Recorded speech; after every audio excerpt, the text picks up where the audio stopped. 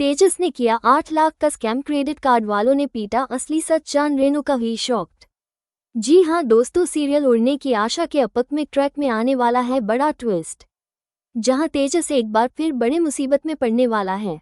तेजस ने एक बड़ी गलती कर दी थी। उसने अपने सपनों की गाड़ी को खींचने के लिए क्रेडिट कार्ड से लाखों रुपये का कर्ज ले लिया। उसका सोचना था कि दुकान की कमाई से धीरे धीरे सब चुका देगा। स्कीमें फ्लॉप होने लगी, ग्राहक कम होने लगे और उसका अकाउंट खाली होने लगा। फिर भी तेजस ने हार नहीं मानी। वो बार बार खुद से कहता रहा, थोड़ा और टाइम दूं, सब ठीक हो जाएगा। लेकिन हकीकत ये थी कि बैंक के नोटिस उसके दरवाजे तक पहुंच चुके थे। एक सुबह तेजस अपनी दुकान पर ग्राहकों को संभाल रहा था कि तभी बैंक की गाड़ी दुकान के बाहर आकर रुक गई। गाड़ी देखते ही वहां मौजूद स्टाफ और ग्राहक हैरान रह गए। कुछ ही सेकंड में बैंक के अधिकारी अंदर आ गए और सीधा तेजस से पूछा, क्या आप तेजस देशमुख हैं? तेजस के गले में जैसे कांटा अटक गया। उसने हाँ में सिर हिलाया। तभी बैंक वालों ने उसे पूरे 8 लाख का बिल थमा दिया।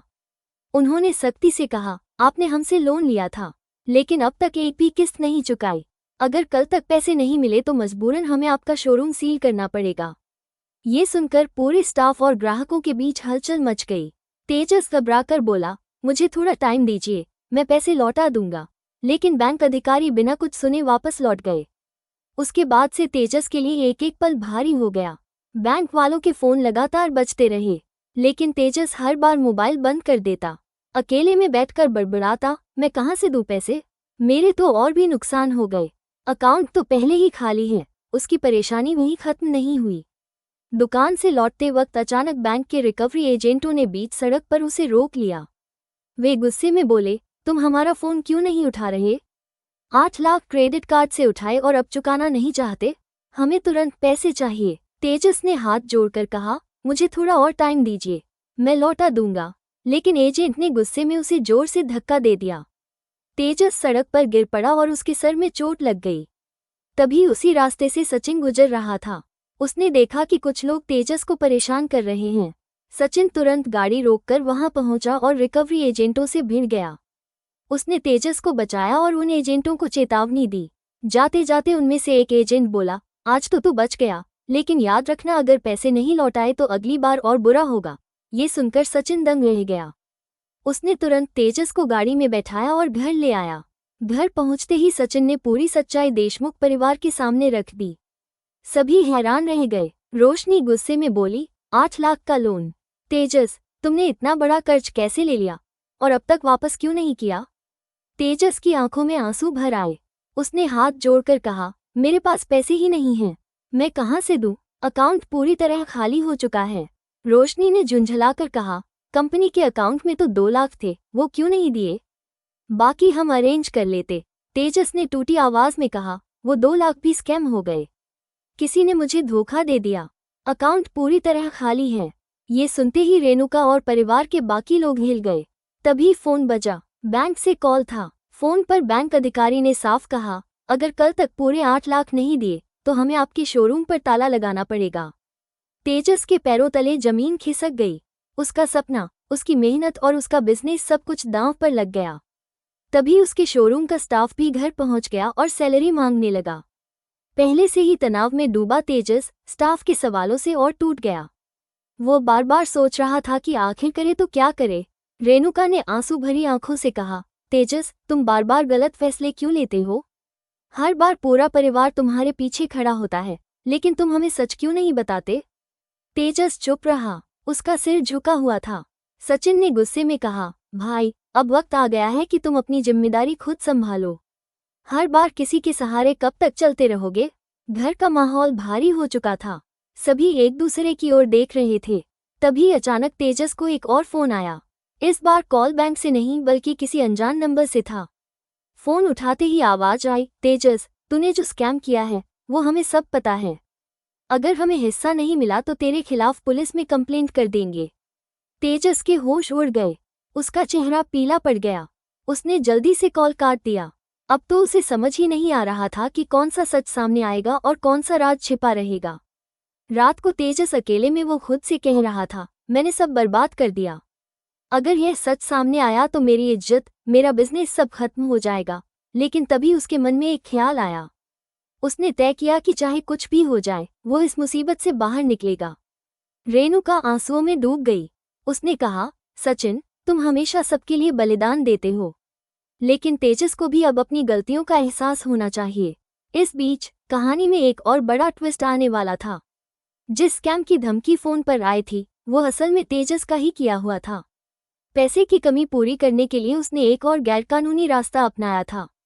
लेकिन ये सच अब धीरे धीरे सबके सामने आने वाला था। तेजस रात को बिस्तर पर करवटें बदल रहा था। उसके सपनों में वही एजेंट्स, वही बैंक और वही अजनबी आवाज गूंज रही थी, तेजस, तेरा खेल खत्म होने वाला है। वो अचानक उठ बैठा। उसके चेहरे पर पसीना था। उसने सोचा, अगर यह सच सामने आ गया तो मैं बर्बाद हो जाऊंगा। लेकिन अब बचने का कोई रास्ता नहीं है।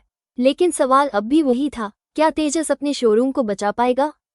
क्या वो बैंक वालों को पैसे लौटा पाएगा? या फिर सचमुच उसके बिजनेस पर ताला लग जाएगा? अपकमिंग एपिसोड में बस इतना ही। तो चलिए एक नज़र डालते हैं आज के एपिसोड में। दिलीप की कहानी से यह एपिसोड शुरू होता है जब उसे उसके कॉलेज के प्रिंसिपल ने परीक्षा में बैठने से मना कर दिया।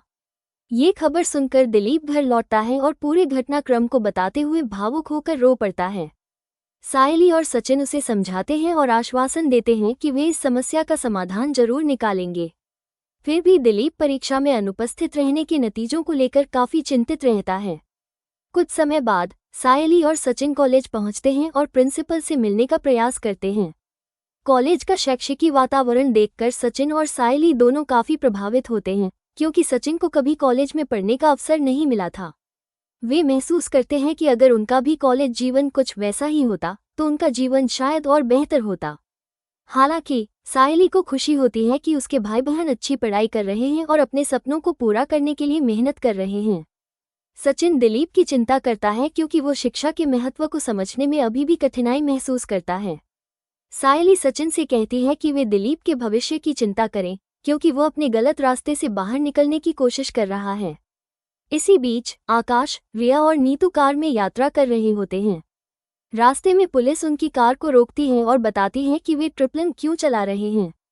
जब पुलिस आकाश से जुर्माना भरने को कहती है तो रिया नाराज हो जाती है और आखिरकार जुर्माना अपने पैसे से भर देती है, क्योंकि आकाश और नीतू के पास नकदी नहीं होती।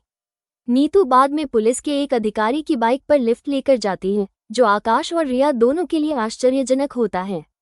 सचिन और सायली फिर प्रिंसिपल से मिलने जाते हैं, लेकिन प्रिंसिपल दिलीप को परीक्षा में बैठने की अनुमति देने के लिए तैयार नहीं होता। ये सुनकर सायली अपने पिता की स्थिति को लेकर बहुत चिंतित हो जाती है, पर सचिन उसे भरोसा दिलाता है कि वे किसी न किसी तरीके से समस्या का समाधान निकालेंगे। दूसरी ओर तेजस को फिर से पैसों की कमी महसूस होती है। वो चिंता में रहता है कि कम समय में वो पैसे का इंतजाम कैसे करेगा। थोड़ी देर बाद तेजस एक धोखे का शिकार हो जाता है और एक ही मिनट में 2 लाख रुपये गंवा देता है, जिससे उसकी स्थिति और भी खराब हो जाती है। सचिन नशे में दिखाकर घर लौटता है और अपनी पत्नी सायली को नाराज कर देता है। लेकिन कुछ ही समय बाद सायली समझ जाती है कि सचिन ने नशे में होने का नाटक किया था। सचिन सामान्य व्यवहार करने लगता है और सायली को यह विचार देता है कि वे कॉलेज के सामने एक नाटकीय दृश्य बनाएं, जिससे दिलीप को एक बहादुर और जिम्मेदार छात्र के रूप में दिखाया जाए। उनका मकसद ये है कि प्रिंसिपल का दिल पिघल जाए और वह दिलीप को परीक्षा में बैठने की अनुमति दे दे। आज के एपिसोड में बस इतना ही। कमेंट में बताएं ये स्टोरी कैसा लगा।